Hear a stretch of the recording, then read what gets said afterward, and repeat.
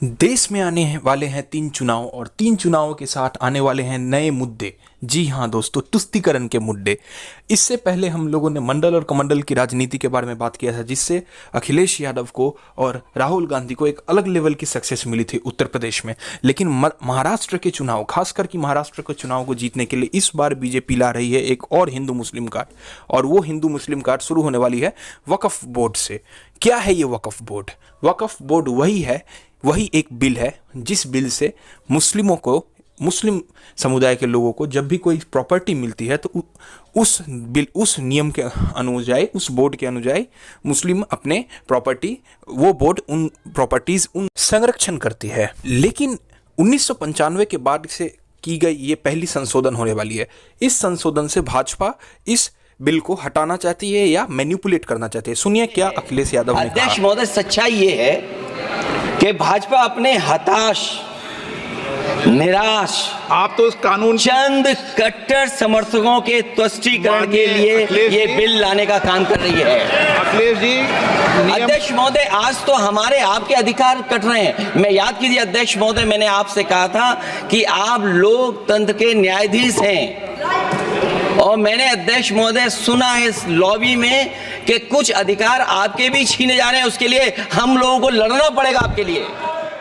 जब स्पीकर के बारे में बात कर रहे थे अखिलेश यादव, तो इस पर भड़क गए होम मिनिस्टर अमित शाह।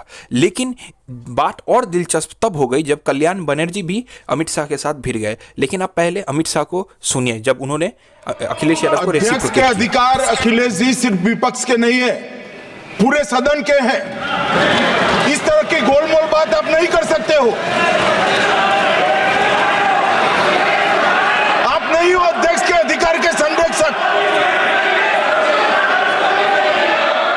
सभी डिबेट के अंदर जो सबसे इंटरेस्टिंग डिबेट आया जब कल्याण बनर्जी ने बुरी तरीके से अमित शाह को रिप्लाई बैक किया। It's a malicious legislation because this bill is targeting the Muslims of this country. देश में एक बार फिर से दोस्तों 80-20 की राजनीति चालू हो गई है, और ये 80-20 की राजनीति सिर्फ महाराष्ट्र के चुनाव को देखते हुए उतारी जा रही है। इधर राहुल गांधी और अखिलेश यादव ने कास्ट सेंसस का गेम खेल दिया है, तो उधर मोदी, अमित शाह और योगी, ये तीनों अब धर्म की राजनीति में बीजेपी अपना जो मेन पर्पल कार्ड है उसको उतारना चाहती है। तो वफ़क़ एक्ट है क्या? वफ़क़ एक्ट वो एक संस्था है जो मुस्लिमों के द्वारा दिए गए, मुस्लिमों के दान की गए ज़मीनों को प्रोटेक्ट करती है, और बीजेपी उसी बिल को संशोधन करना चाह रही है। संशोधन क्या है ना है ये तो अभी बहुत इंटरेस्टिंग बात है, क्योंकि अभी भी इसको रिसेंटली ज्वाइंट पार्लियामेंट्री कमेटी में भेज दिया गया है। और इतना तो कई एक्सपर्ट, लीगल एक्सपर्ट भी बोल रहे हैं कि इस लॉ को सुप्रीम कोर्ट में रोक दिया जाएगा। लेकिन ये वफ़क़ एक्ट के साथ इतना बीजेपी को लगाव क्यों है? कई बीजेपी के नेता, कई बड़े बड़े राइट विंग क्रिटिक्स ये बोल रहे हैं कि दिल्ली का सबसे ज़्यादा प्रॉपर्टी वफ़क़ बोर्ड के पास है। ये कहने के लिए तो है, लेकिन इसका कोई लेजिटिमेट सोर्स नहीं है।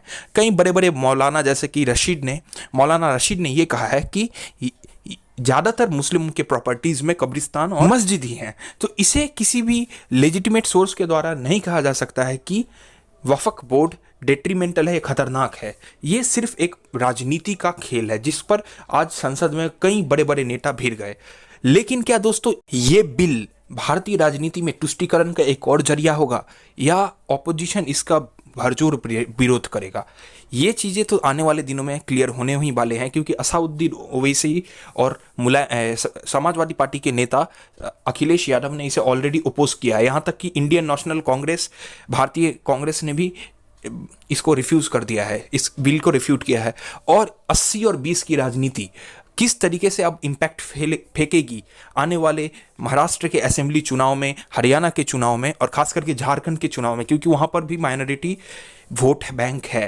तो ये बहुत इंटरेस्टिंग होने वाला है। आज दोपहर के सत्र में ही, आज बजट सेशन में ही, क्वेश्चन आवर के बाद ही किरेन रिजिजू ने, जो माइनॉरिटी मिनिस्टर है, इस बिल को टेबल पर लाए थे। लेकिन ऑपोजिशन ने इसका भरपूर विरोध किया, जिसमें प्रोफेसर सौगतो राय, केसी वेणुगोपाल और अन्य ऑपोजिशन लीडर भी थे।